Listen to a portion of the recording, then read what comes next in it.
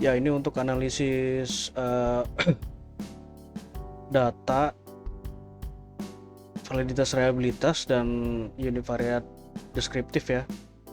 Nah, ini nanti bisa dibuka data ini klien 3210 data dan hasil. Ini dibuka ya.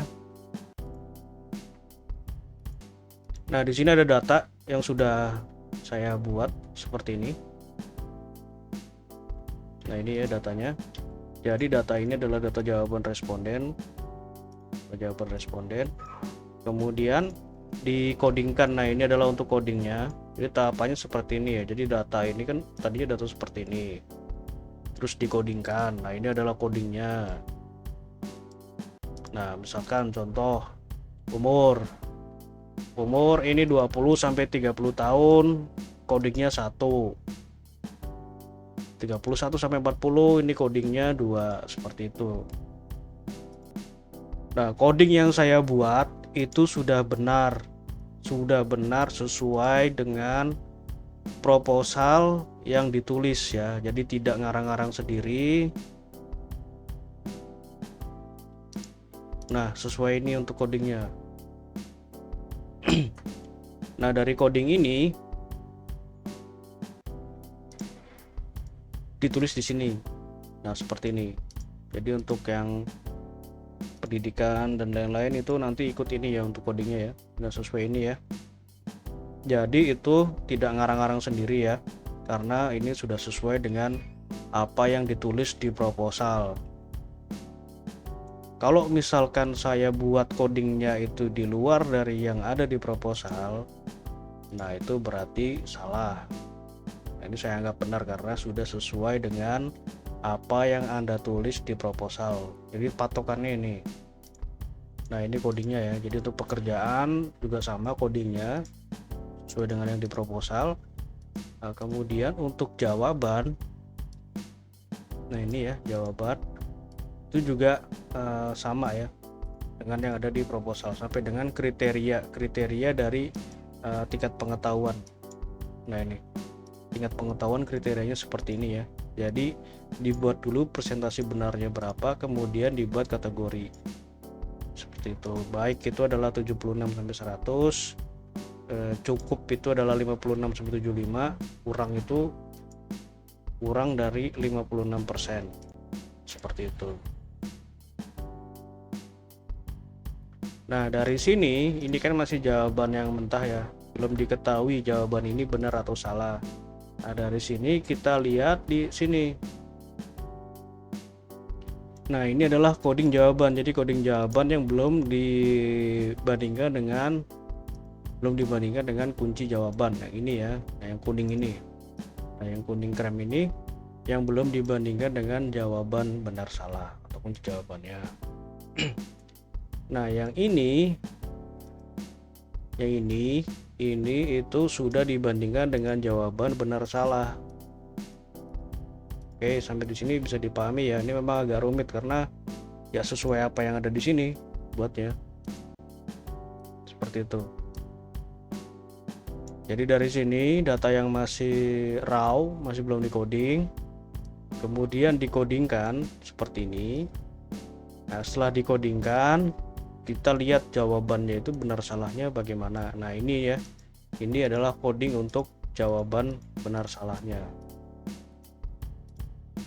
Nah, untuk cara codingnya, rumusnya ini kalau diklik, nah ini ada rumusnya ya, seperti ini.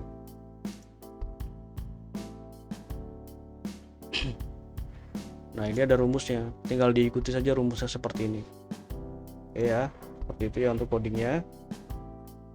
Dan ini juga ada rumusnya ya, tinggal diikuti saja. Selanjutnya adalah dari jawaban benar. Nah, ini kita untuk melihat ini ya, melihat persentasenya ini. Persentase dari tingkat pengetahuannya. Nah, dari jawaban benar ini dihitung total skornya berapa. Ini ada rumusnya, nanti bisa diikuti. Dari total skor ini kita buat datanya menjadi bentuk persentase. Sesuai ini ya, datanya dijadikan bentuk persen. Nah, dari persentase ini kita buat datanya menjadi kategori. Sesuai ini ya kategorinya ya. Jadi 1 itu adalah kategori baik, 2 itu cukup, 3 itu kurang. Nah ini setelah di sini ya untuk kategori ya, ini ada rumusnya, nanti bisa diikuti seperti itu. Jadi ingat, semua yang saya buat di sini itu patokannya sesuai dengan apa yang ada di proposalnya. Di luar dari itu ya saya nggak tahu. Oke, setelah seperti ini ya, setelah dikodingkan seperti ini, lalu kita buka aplikasi SPSS. Oke, tahapannya seperti ini ya. Di sini saya menggunakan SPSS versi 26.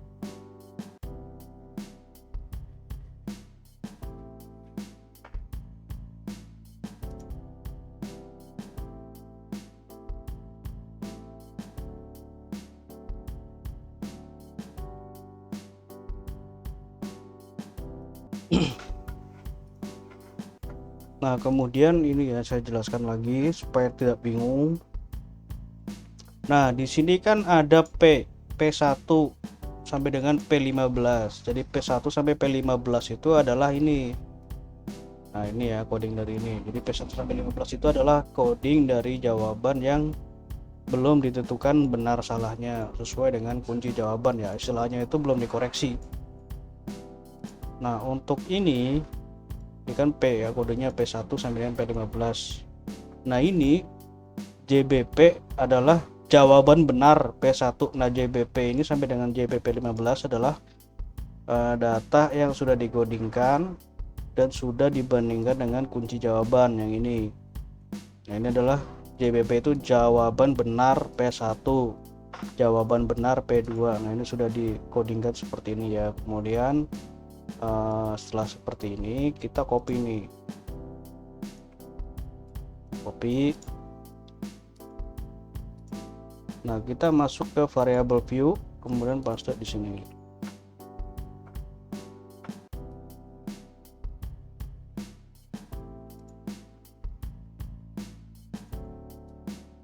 Selanjutnya kita berikan keterangan ya untuk labelnya ini. Nah, ini copy, kita paste di label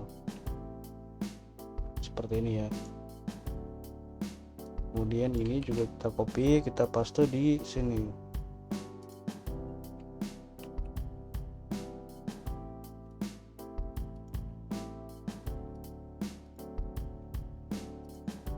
Oke, setelah seperti ini lalu kita masukkan codingnya.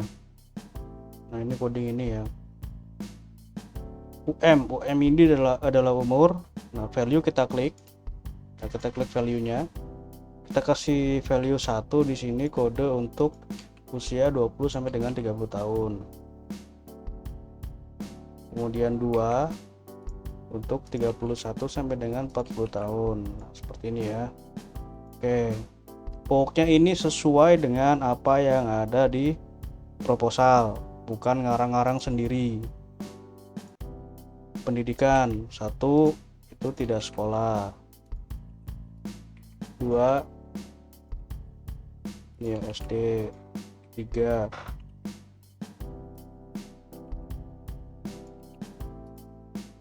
4 ini.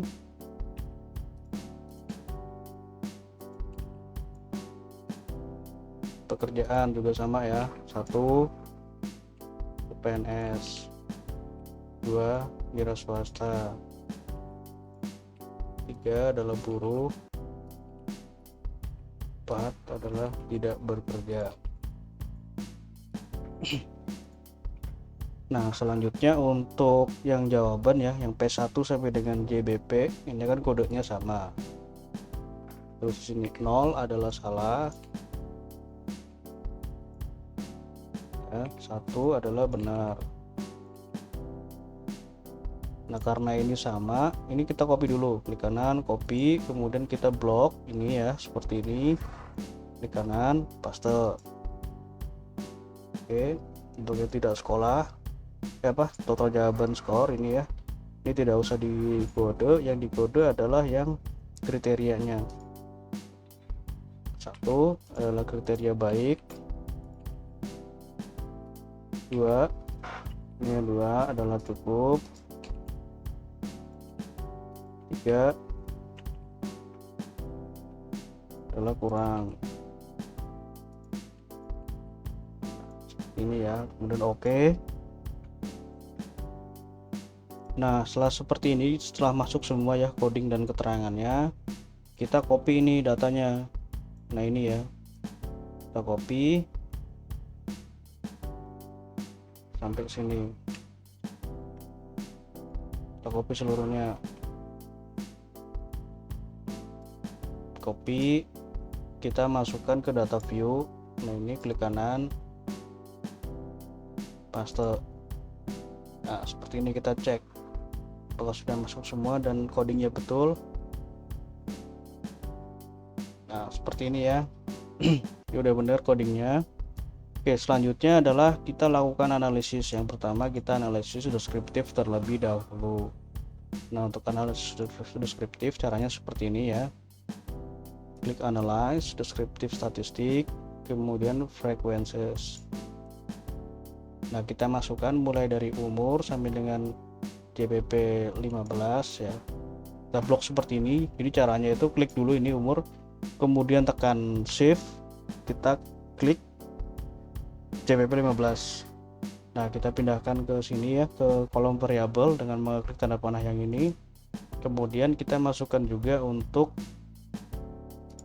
kriteria skornya. Nah, ini ya kriteria, kita masukkan tersendiri. Nah, oke, seperti ini. Kemudian kita bisa klik OK. Nah, ini adalah hasil dari analisis univariate deskriptif ya, dari mulai umur, pendidikan, pekerjaan. Nah, ini bisa kita lihat ya, umur, pendidikan, dan jawabannya, dan juga kriteria. Nah, ini di copy seperti ini ya, di blok di copy seperti ini, atau bisa juga satu-satu.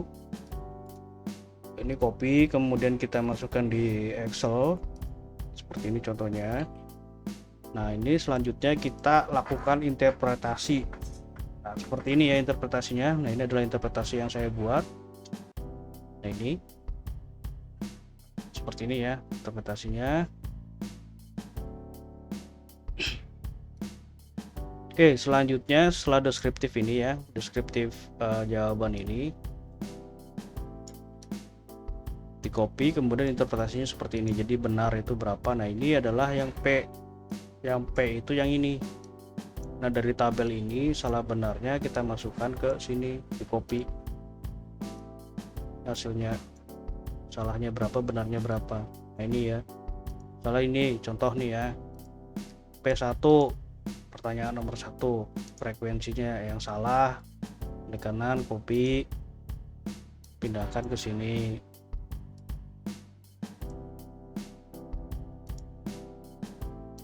Oke, ini udah di copy ya. Kemudian yang benar misalkan, nah ini P2,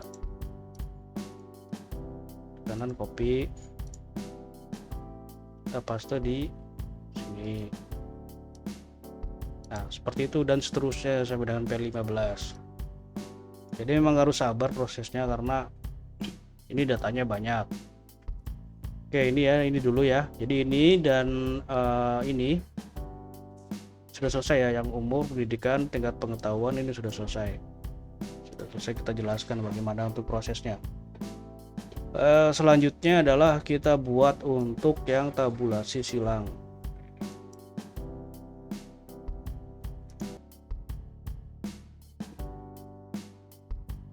Nah, selanjutnya ini ya, kita buat analisis untuk tabulasi silang.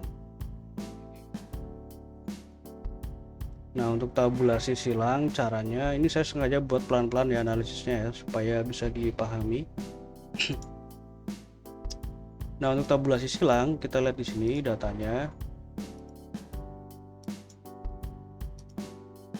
Nah, ini ya, jadi ini menyilangkan antara umur, pendidikan, pekerjaan dengan kriteria pengetahuan.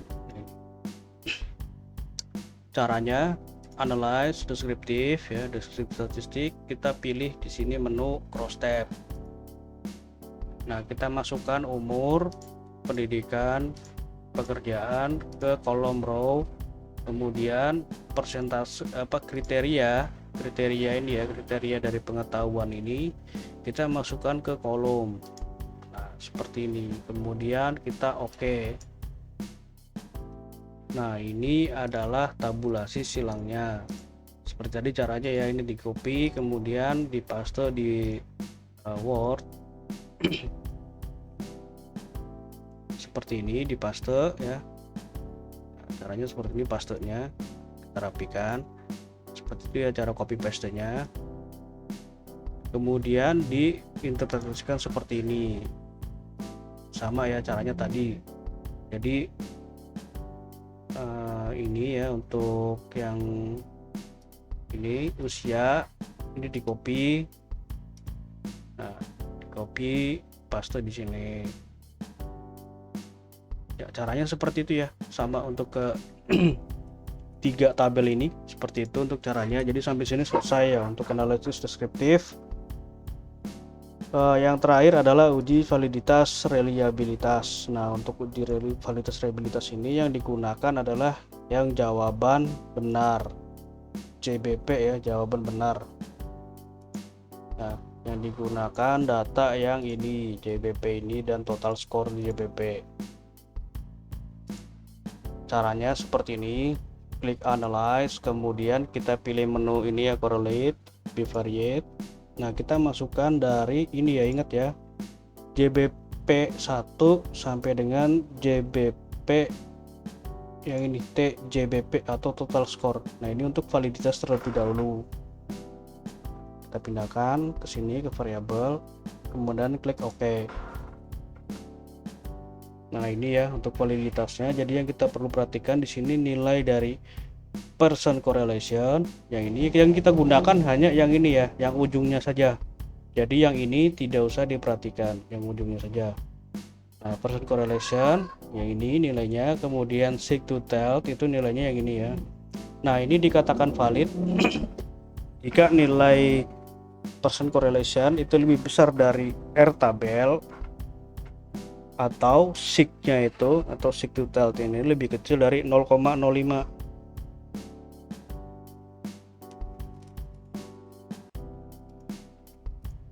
Nah, ini yang sudah saya interpretasikan ya, caranya sama, nanti tinggal copy saja. Ini caranya sama seperti tadi ya, kita buat dulu ini JBP, klik kanan, ini yang untuk kita, ini untuk buat yang R dulu ya. Nah, ini yang R ini caranya sama, ini klik kanan, copy paste seperti ini. Ini adalah untuk yang pertanyaan pertama. Kemudian pertanyaan kedua kita lihat di sini ya. Nah, ini pertanyaan kedua. Nah, ini adalah nilai R-nya. Klik kanan, di paste seperti ini caranya. Nah, untuk seek to tell-nya juga sama, kita lihat di sini. Contoh P1. Nah, ini seek to tell, kita lihat. Nah, kita ambil ujungnya aja. Klik kanan, copy. Nah, ini paste. Kemudian kita buat untuk kriterianya ya. Nah, kita untuk gampangnya kita lihat nilai seek-nya saja. Nah, kalau R juga bisa. Nah, ini R-nya adalah R tabel. R tabel ini dari sini dapatnya ya. Ini sudah saya screenshotkan.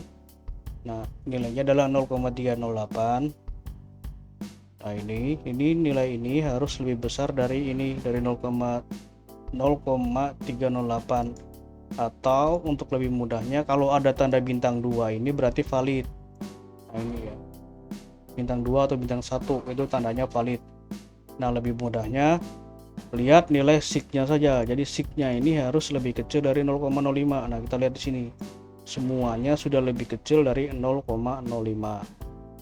Nah, maka untuk seluruh kuesionernya ini dapat dikatakan valid ya, seperti itu.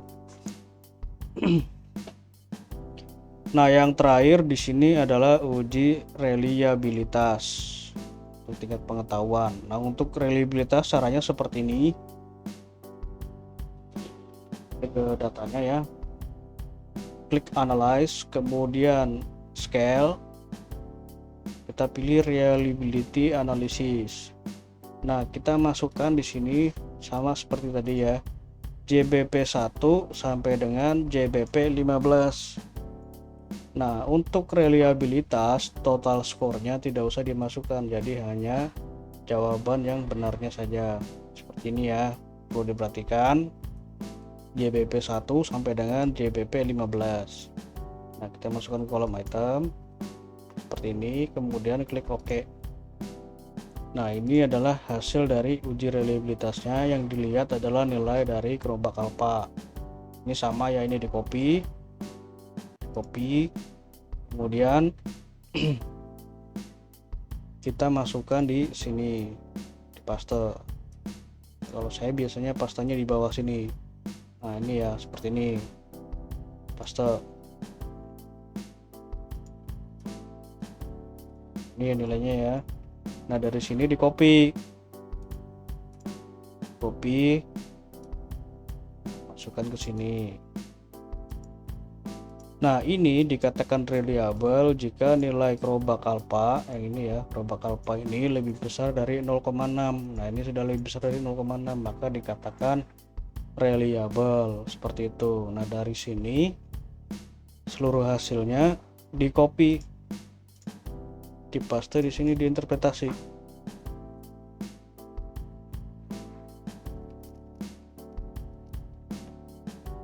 Itu udah hasil dari Excel, itu kita copy di sini, dipaste di board, kemudian diinterpretasikan. Nah, seperti ini untuk interpretasinya ya.